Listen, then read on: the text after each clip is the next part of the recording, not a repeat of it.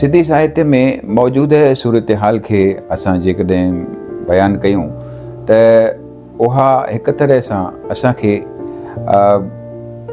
ईअं त लॻंदो कि मायूसकुन आहे ऐं असां वटि मौजूदह पीढ़ीअ में सिंधी साहित्य खे अॻिते खणी वञण वारा, असां वटि सिंधी ॿोली ॼाणण वारा हिन वक़्तु तमामु तेज़ीअ सां धीरे धीरे घटिजी रहिया आहिनि। ऐं ओरिजिनल राइटिंग असां वटि जेका आहे, ओरिजिनल राइटर जेके आहिनि असां वटि धीरे धीरे असां खां मोकिलाईंदा था वञनि।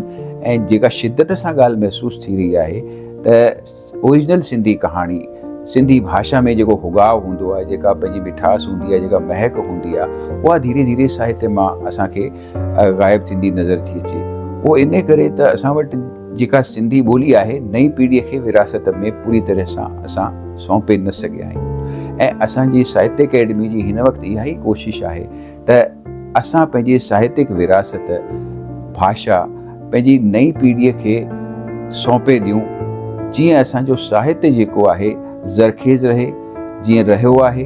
ऐं इन सिलसिले में रोज़ असां को न को हर सोचींदा आहियूं भई जेको प्रोग्राम, ईंदड़ प्रोग्राम थिए, उनखे कीअं असां नई पीढ़ीअ सां जोड़ियूं ऐं उनखे असां ॻंढियूं।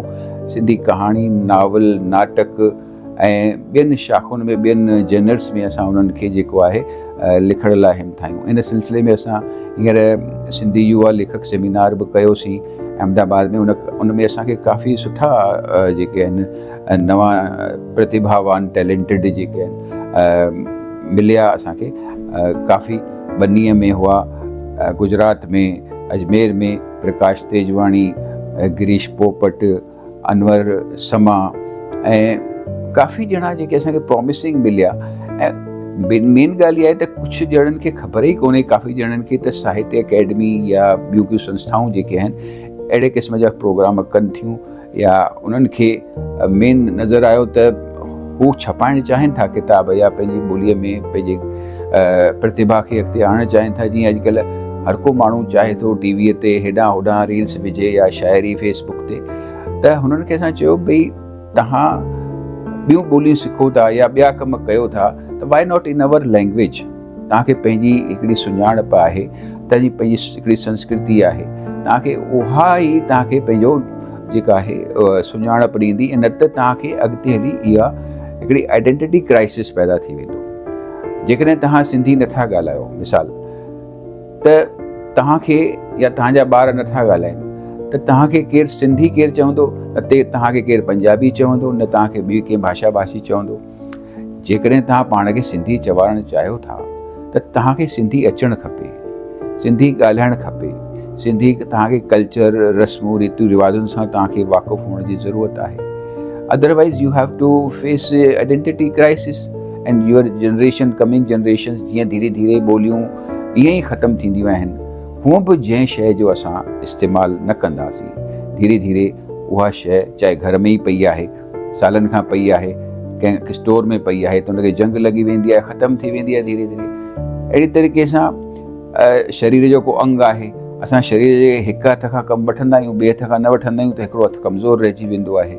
ऐं दिमाग़ खां असां पूरी क़ुवत सां कमु न वठंदा आहियूं, त दिमाग़ बि जो उहो हिसो बि कमज़ोर रहिजी वेंदो आहे।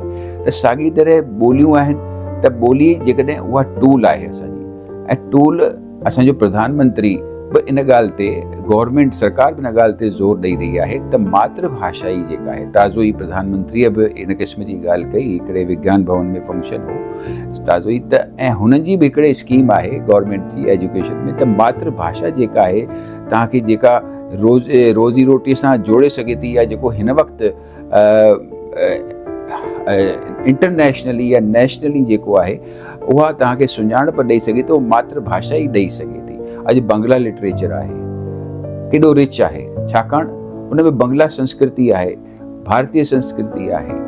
अॼु उर्दू लिटरेचर आहे, तमिल आहे, उन्हनि जा वॾा वॾा कवि जेके आहिनि उहे पंहिंजी भाषा ज़रिए ई जेके आहिनि, उन्हनि जा वॾा महाकाव्य, सुब्रमण्यम भारती आहे, रविंद्रनाथ टैगोर आहे, ईअं साॻे तरह सिंधीअ में शाह अब्दुल लतीफ़ आहे, सामी आहे ऐं सचल कलाम आहे। त असां जेको आहे जेकॾहिं इन्हनि विरासतुनि खे पंहिंजी ईंदड़ पीढ़ीअ खे न सौंपे सघंदासीं, त उहो सिर्फ़ु भाषा ज़रिए ई असांखे इहो कमु करे सघंदासीं।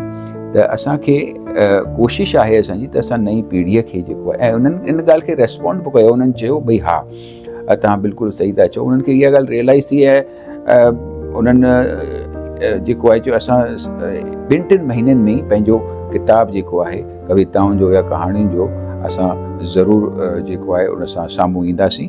ऐं मूंखे लॻे थो त जिते चऊं कि भई असां where there is will there is way, इहा सही ॻाल्हि आहे। ऐं उन्हनि खे असां इहो सोचे बि न हाणे असां कुझु न करे सघंदासीं, हथ खां वियूं शयूं हीअं ठीकु आहे, मायूस कुन हालतूं आहिनि, पर हाणे छा आहे त वरी बि उमेद लफ़्ज़ अञा ज़िंदा आहे ऐं ज़िंदा आहे, साह खणी रहियो आहे ऐं उहा असां महसूसु कयूं था। ऐं इन उमेद लफ़्ज़ सां ई असांखे अॻिते कमु पंहिंजो जारी रखिणो आहे।